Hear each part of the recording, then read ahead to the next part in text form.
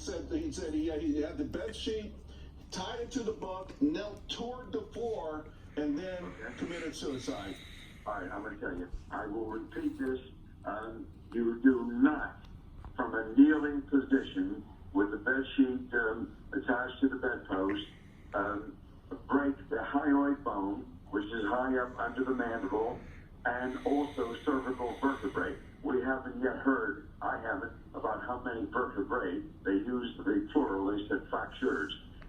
You don't break vertebrae in a suicidal hand in which the scenario is a leaning into. If he hurled himself off the top bunk bed, that could have then occurred, because you've got a 200-pound plus person with that kind of force imparted by the velocity of the dropping down body. But if that hanging occurred with Epstein attaching the bed sheet to the bedpost and then kneeling down, like Robin Williams did some months ago, kneeling down from the doorknob, you do not break your hyoid bone and your cervical vertebrae. And insofar as this business about crippleness, this is not a 75-year-old postmenopausal woman who has osteoporosis.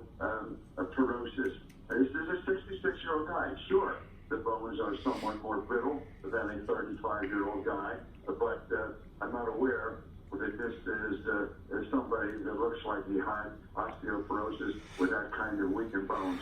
So that is not a rationalization or an explanation for those kinds of fractures. I want to hear more. If they tell me he hurled himself down, fine. But if they're telling me that he was just kneeling down and he broke the hyoid bone and the cervical vertebrae, no way, with all due respect to the fine forensic pathologist there at the NYC medical examiner's office and my colleague who is an observer, I'm sorry, I do not buy that. I've never seen that. I've never heard of that. Dr. Weck, hold on 1 second, because I want to go back to Trace Gallagher. He's in Los Angeles. And we're not going to go back to him yet. No, we are. Trace, go ahead.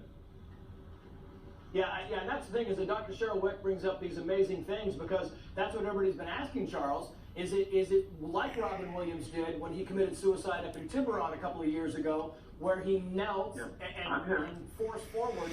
I don't have the answer as to whether Robin Williams broke his hyoid bone or not, but that's when the discussion was happening after the suicide, is that if you just kneel forward and kind of hang there, you know, will you break the bone? Is there enough force to break the bone? And that's one of the things they're going to go back and look at. They're also going to be looking at the timing of this whole thing, and in that we want to Brian Yennis, because he's been covering this thing from the beginning. And Brian, when you hear this, that it's been ruled a suicide, and Dr. Weck comes in and says, look, he doesn't think there's enough velocity to break that hyoid bone, that kind of fits with the narrative we've been hearing all week from critics.